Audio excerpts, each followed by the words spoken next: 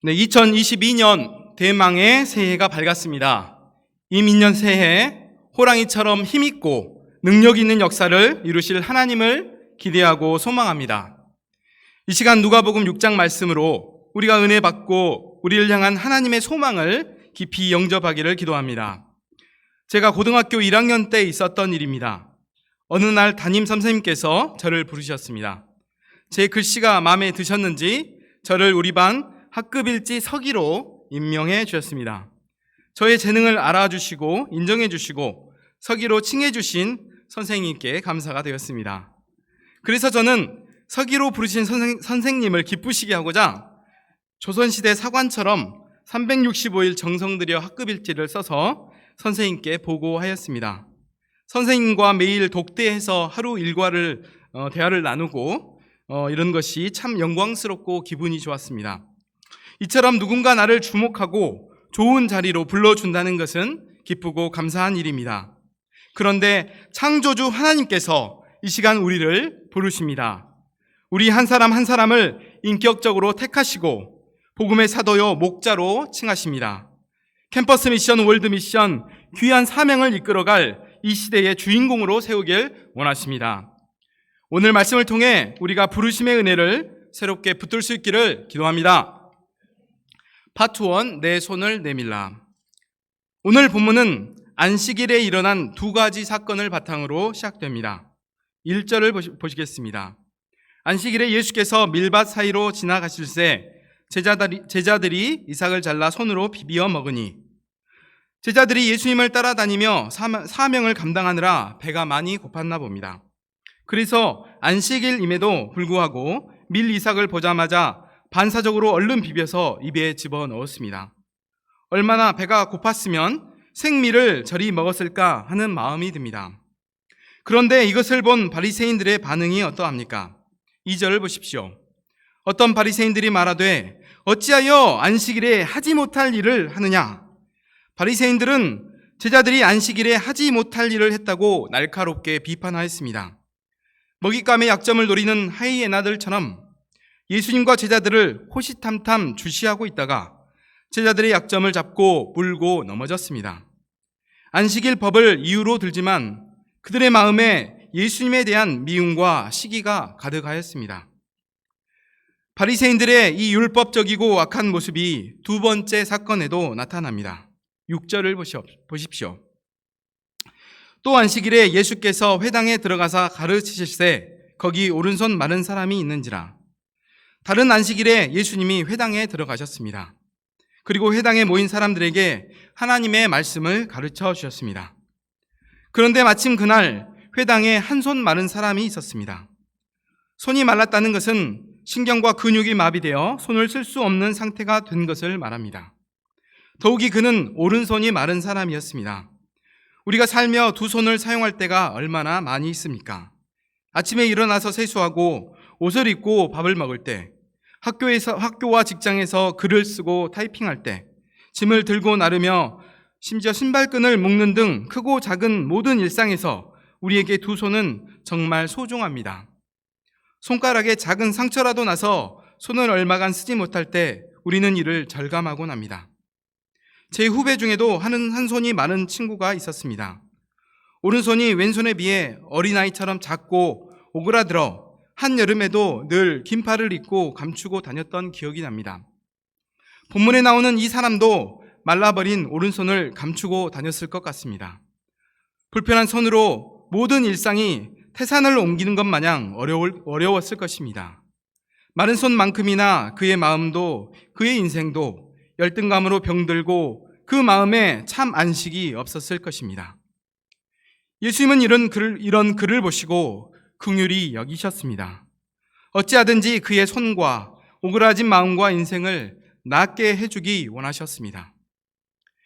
몸이 불편하고 아픈 사람을 보면 남이지만 참 짠하고 측은한 마음이 드는 것이 우리 인지상정입니다.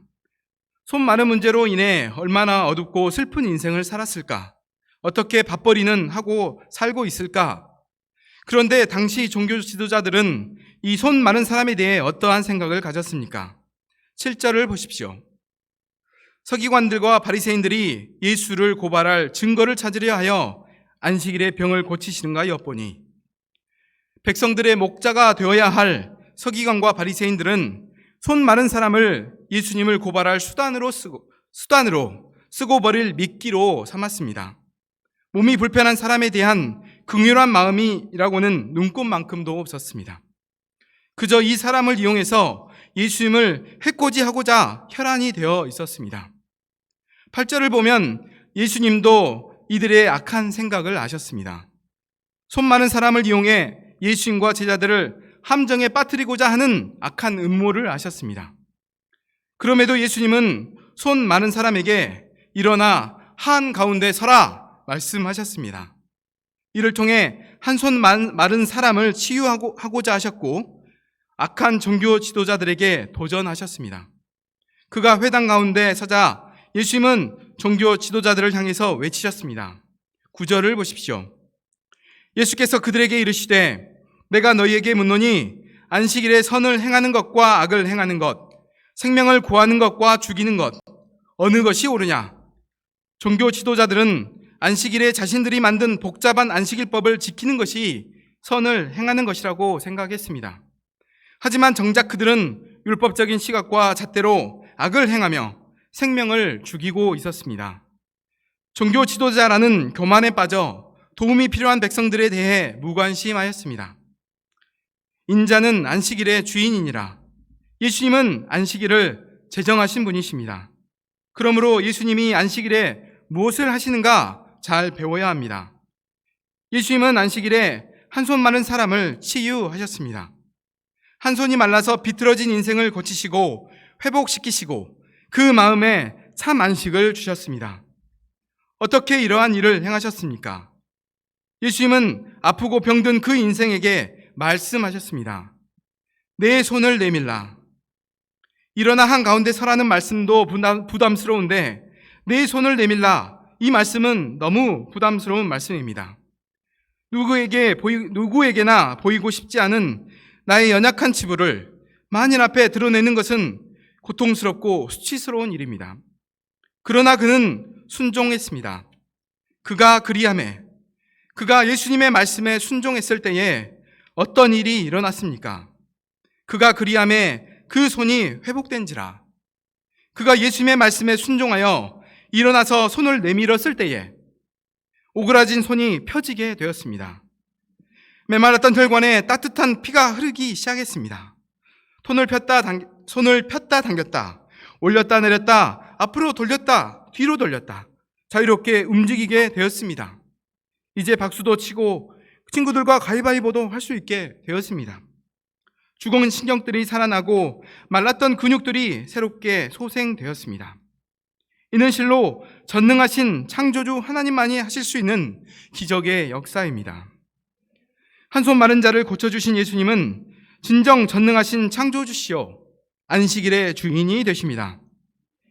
이 예수님은 우리 모든 인생들에게 참된 안식을 주러 오신 그리스도가 되십니다.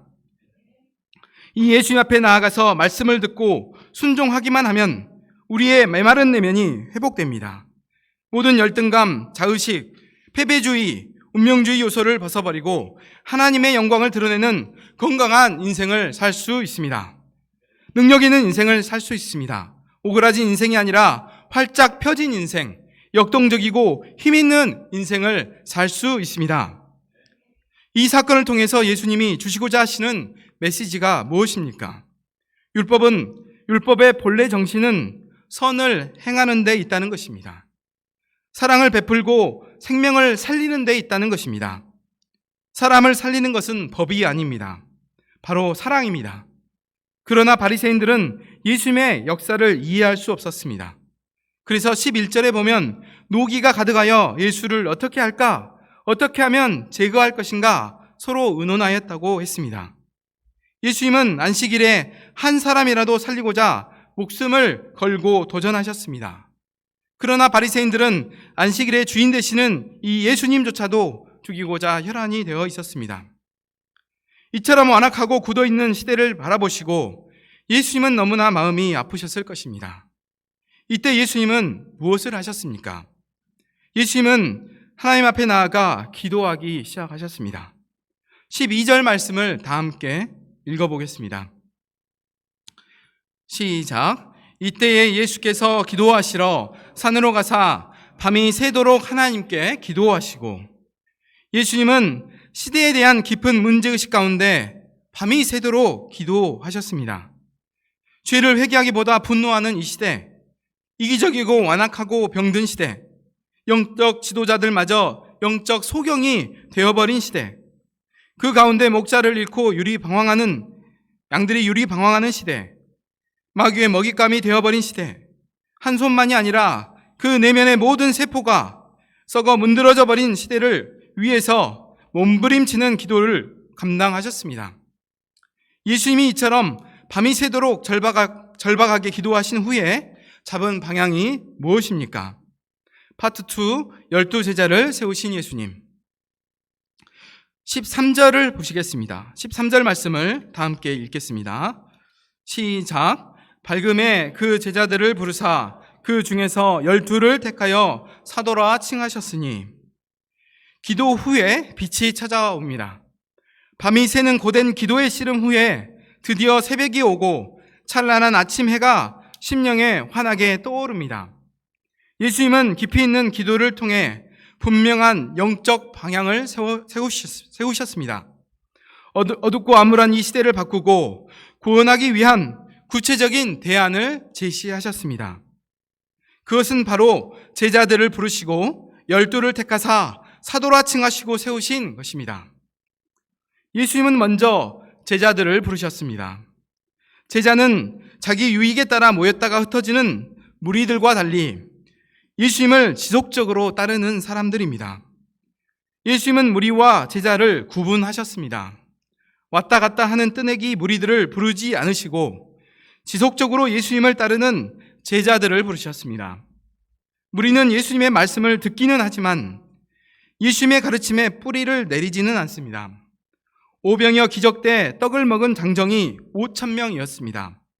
예수님께 떡만 얻어먹고 단물만 쪽쪽 빨아먹고 훈련도 없이 얽매이지 않는 무리의 삶이 더 쉽고 편하게 좋아 보이기도 합니다.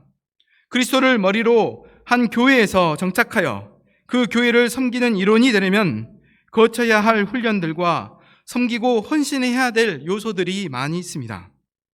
캠퍼스 미션을 섬기는 우리 모임에서 목자가 되려면 양식 먹고 소감 쓰는 훈련, 메시지 훈련, 전도하고 양치는 훈련 등을 받아야 합니다. 반면에 이 교회, 저 교회 쇼핑하듯이 들락날락하는 처치 쇼퍼들은 책임도 없고 훈련도 없고 부담이 없어 보입니다. 그러나 중요한 것은 비가 내리고 창수가 나고 바람이 불 때 신앙의 기초를 제대로 세우지 못한 무리들은 그 집이 심하게 무너진다는 것입니다. 무리들이 오병이어 기적의 결과물은 맛보았지만 기적의 근원이요 생명의 근원 되신 예수님에 대해서는 무지했습니다. 예수님과 깊은 인격적 관계성을 맺지 못했습니다. 주님은 우리가 예수님과 상관없는 무리가 아닌 제자로서 살기를 원하십니다. 여기서 예수님이 부르신 제자의 수는 알 수 없지만 누가복음 10장에서 70인을 전도 여행 보내신 것을 볼 때 아마 70명 정도 되었던 것 같습니다. 예수님은 그 중에서 12를 택하셨습니다. 세상의 문제는 너무나 많은데 겨우 12명은 너무나 적어 보입니다. 다다익선이라고 먼저 부르신 제자 70명을 다 세우는 것이 좋지 않을까 생각이 됩니다. 하지만 예수님은 그 중에서도 영적 군사요, 정예 병사로 키우고자 12를 특별히 택하셨습니다. 예수님이 택하신 12명의 이름이 성경에 기록됩니다. 14절에서 16절을 보십시오. 곧 베드로라고도 이름을 주신 시몬과 그의 동생 안드레와 야고보와 요한과 빌립과 바돌로메와 마테와 도마와 알페오의 아들 야고보와 셀롯이라는 시몬과 야고보의 아들 유다와 예수를 파는 자 될 가롯 유다라.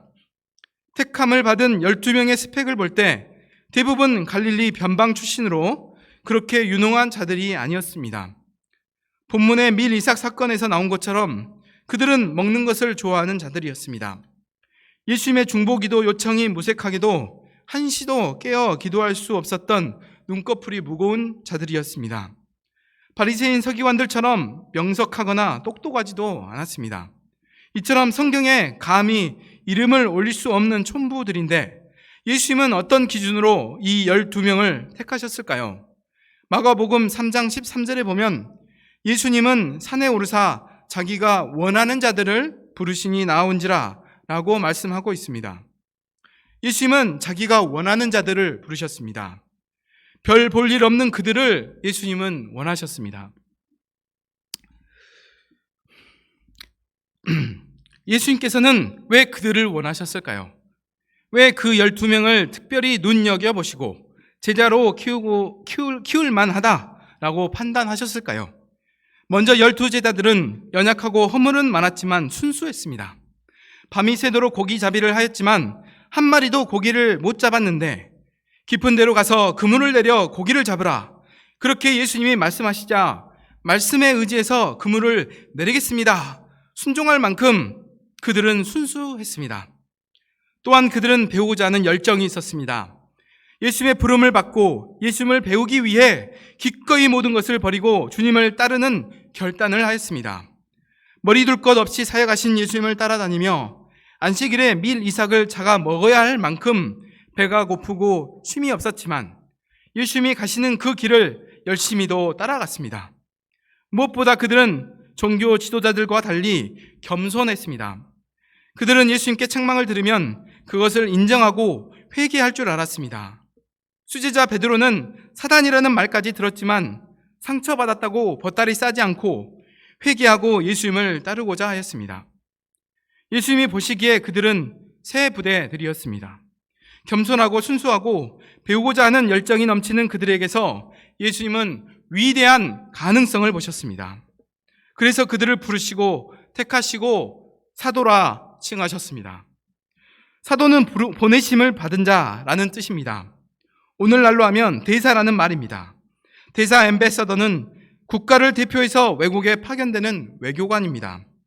외교관의 직책에 따라 권한이 다르기는 하지만 대사관에 근무하는 외교관들은 파견국에 체류하며 각 나라의 대통령, 총리 등 그 나라의 정상을 대표해서 대신해서 외교와 자국민 보호 등 업무를 수행합니다.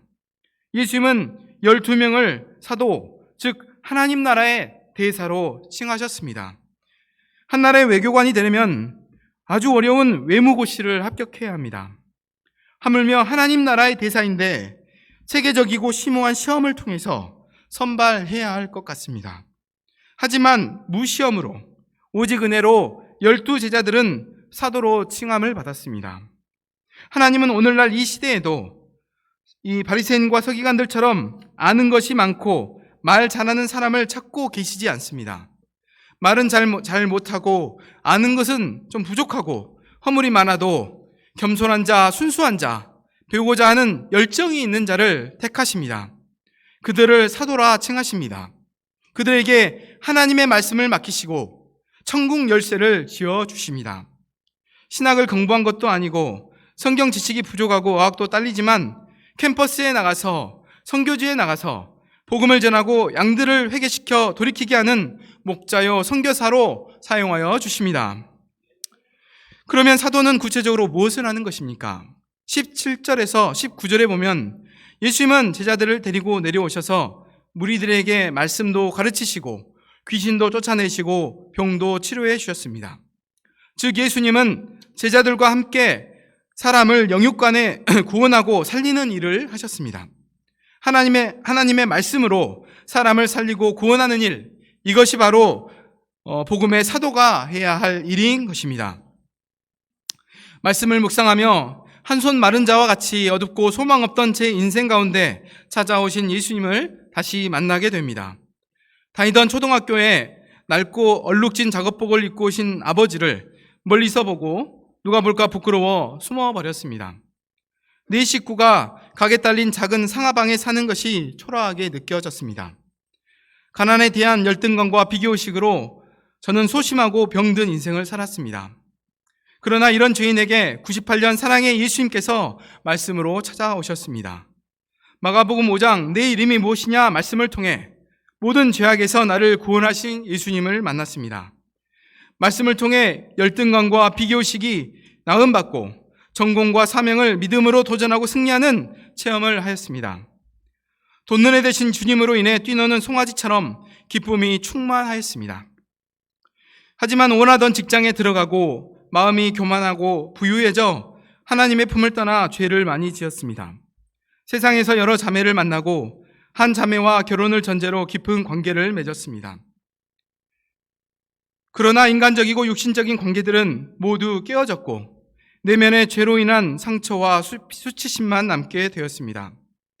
과거 가난을 감추려 겉모습을 치장하며 살았듯 정욕의 죄 또한 감추고 살고 싶었습니다. 하지만 2012년 여름수양의 메시지를 감당하며 주님은 제게 내 손을 내밀라 말씀하셨습니다. 하나님을 떠나 몰래 지은 정욕죄들을 드러내고자 할 때 심히 부담스럽고 도망가고 싶었습니다. 하지만 나의 마른 요소를 믿음으로 들고 나가 진실되게 회개했을 때 주님은 좋은 글씨가 사라지는 것 같은 자유함과 기쁨을 내면에 허락해 주셨습니다.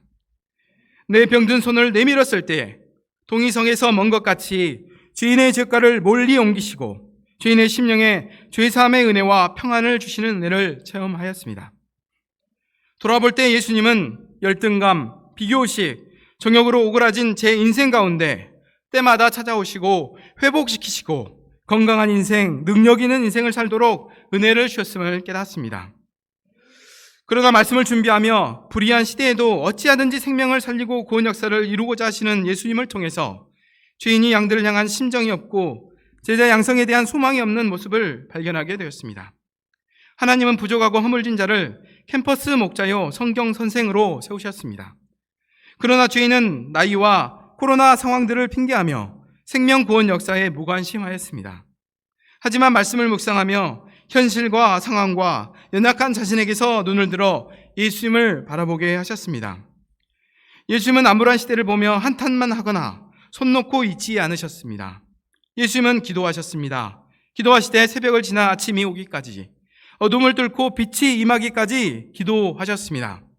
제가 내 자식 문제 앞에서는 꼬꾸라져 기도했지만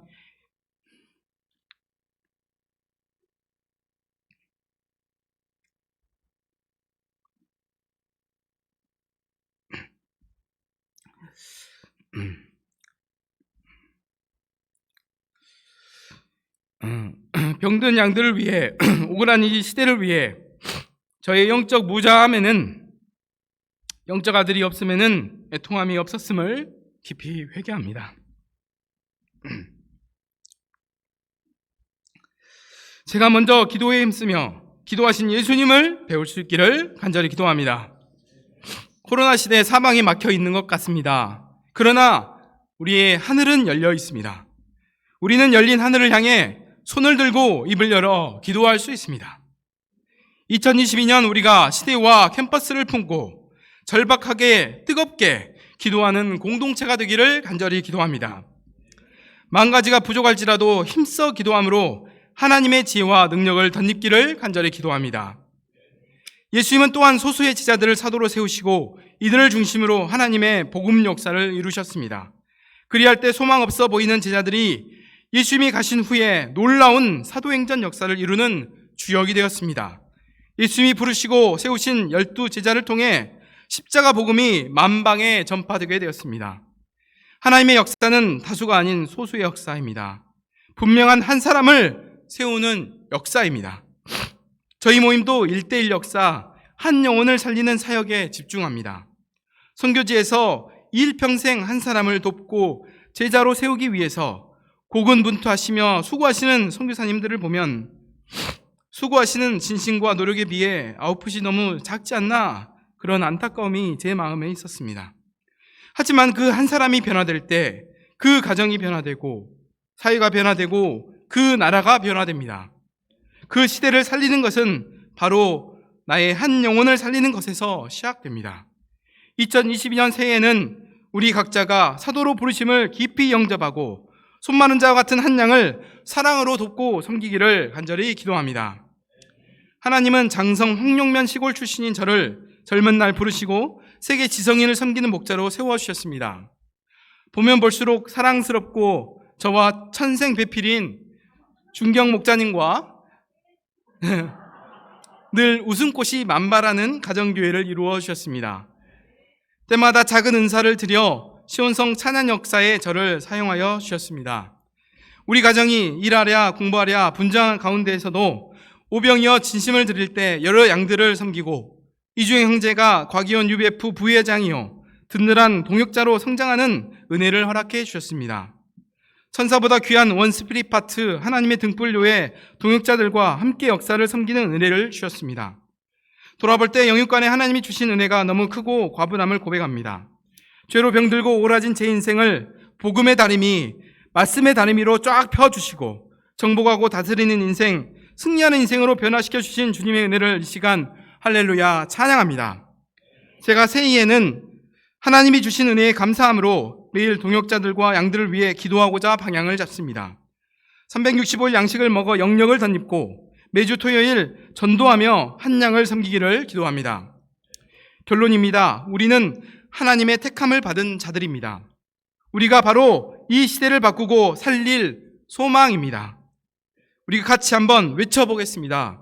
내가 이 시대의 소망이다. 시작. 내가 이 시대의 소망이다. 하나님이 나를 부르셨다. 네, 시작. 하나님이 나를 부르셨다. 네, 아멘. 우리가 새롭게 시작된 2022년 새해에 사도로서 정체성을 새롭게 하고 부르심의 은혜, 구원의 은혜를 굳게 붙들기를 기도합니다.